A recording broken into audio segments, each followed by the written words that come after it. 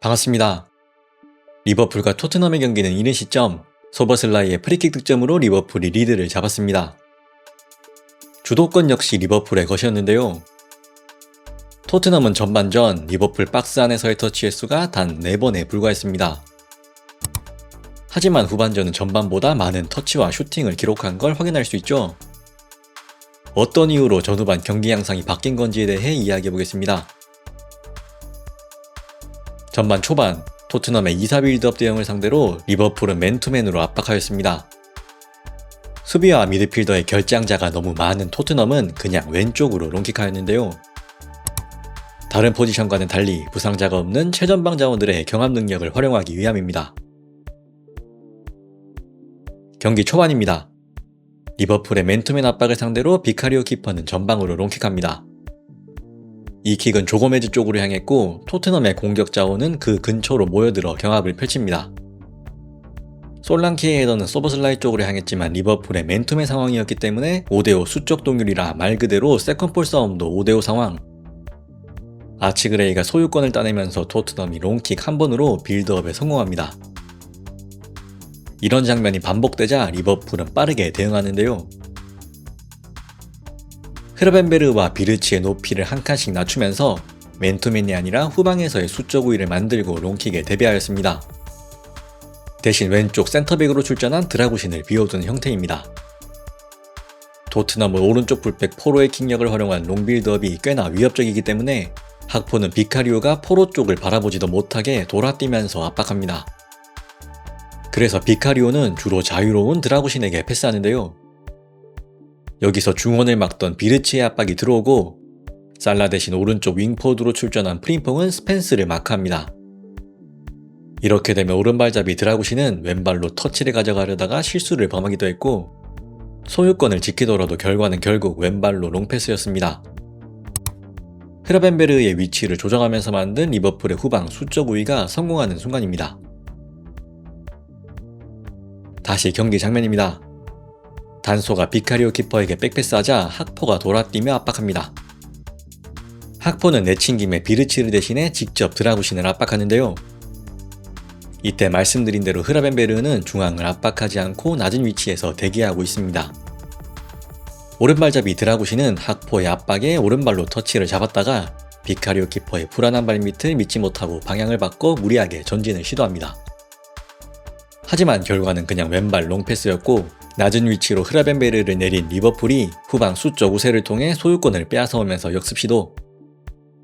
소보슬라이는 비르치에게 침투 패스를 찔렀고 비르치는 반대편에서 올라오는 은구모아에게 패스하면서 기회를 만듭니다. 비록 은구모아의 슈팅은 수비에 막혔지만 리버풀이 경기 주도권을 가져옵니다. 지금도 리버풀의 압박에 비카리오 키퍼는 드라구신에게 패스했고 앞선 장면 오른발로 터치를 잡다가 큰일 날 뻔한 드라구신은 그냥 왼발로 스펜스에게 패스했지만 완전히 잘못 맞으면서 또다시 소유권을 내줍니다.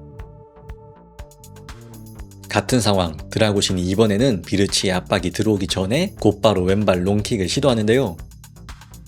역시나 흐르벤베르가 낮은 위치에서 대기하고 있기 때문에 후방 수적 우위인 리버풀이 쉽게 소유권을 가져올 수 있습니다. 결국 토트넘은 후반전 변화를 선택합니다. 이 경기 왼쪽 센터백으로 출전한 드라구신의 패스 위치입니다. 전반 내내 불안했던 이 위치에서의 패스를 후반전에는 거의 시도하지 않은 걸 확인할 수 있습니다. 이제 후반전 장면입니다. 리버풀의 압박에도 비카리오 키퍼는 더 이상 드라구신에게 패스하지 않고 직접 롱킥하는데요. 코나테 대신 출전한 조고메즈는 이 경기 솔랑키와의 경합에서 불안한 모습을 보였지만 그래도 리버풀이 수적 우위라 실점으로 이어지지는 않았습니다.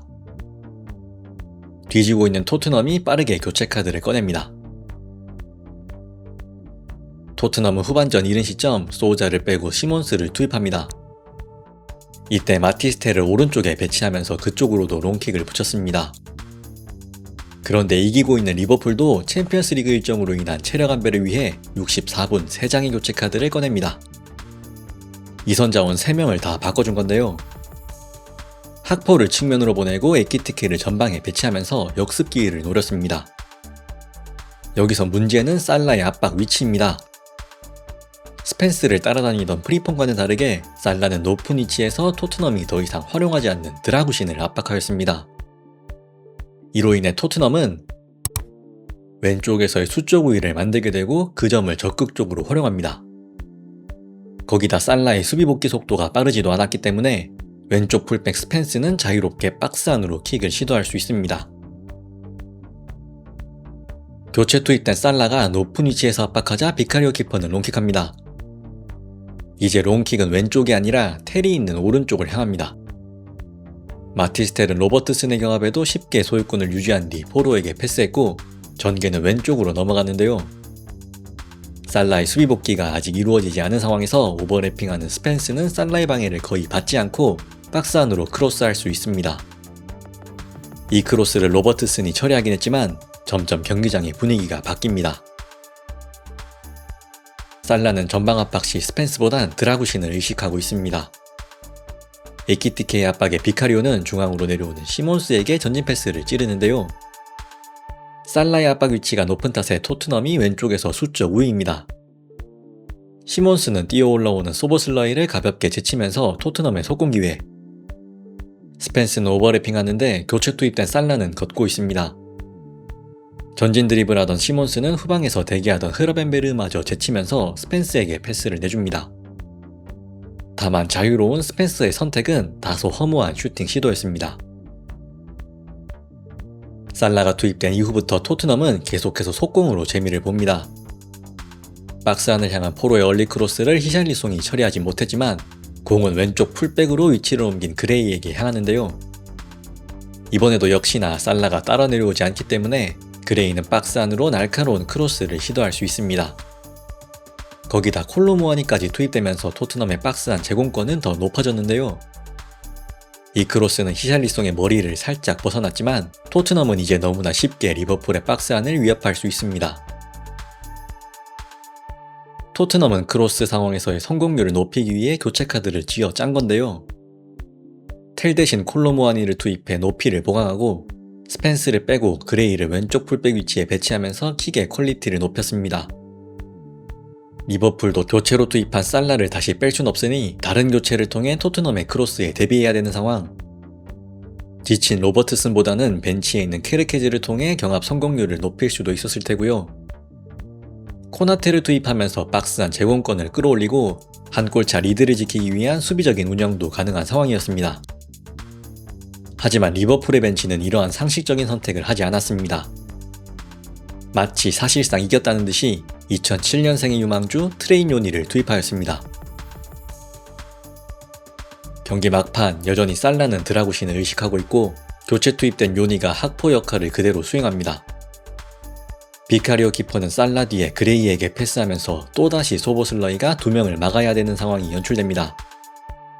시몬스가 패스를 받자 교체 투입된 살라 대신 풀타임을 치르고 있는 소보슬라이와 흐라벤베르가 힘겹게 측면을 커버하는데요. 시몬스는 천천히 템포를 조절하면서 반대편으로 전개를 넘겨줍니다.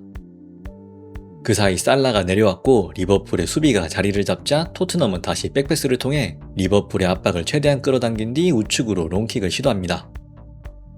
이 킥의 타겟인 콜로무아니는 로버트슨과의 경합 과정에서 소유권을 따냈고 판다이크를 상대로 공을 지켜내면서 박스 안 히샬리송에게 빅찬스를 선물합니다. 경기 내내 득점이 터질 듯 터지지 않았던 히샬리송이 마침내 알리송 키퍼를 뚫어내면서 극장 동점골. 토트넘은 정말 길었던 6연패에서 빠져나옵니다. 각종 부상과 징계로 13명이나 결장했지만 안필드 원정에서 귀중한 승점 1점을 따내며 피말리는 강등 경쟁, 일단 한숨을 돌렸습니다. 반대로 리버풀은 또다시 경기 막판 승점을 드랍하며 리그 4위 탈환 기회를 놓쳤습니다. 결과적으로 챔피언스리그 일정에 대비한 로테이션은 실패로 돌아갔고 교체 선택은 할 때마다 오히려 상황을 더 악화시켰습니다. 저는 더 좋은 영상으로 돌아오겠습니다. 지금까지 축구공학자 탑샷이었습니다.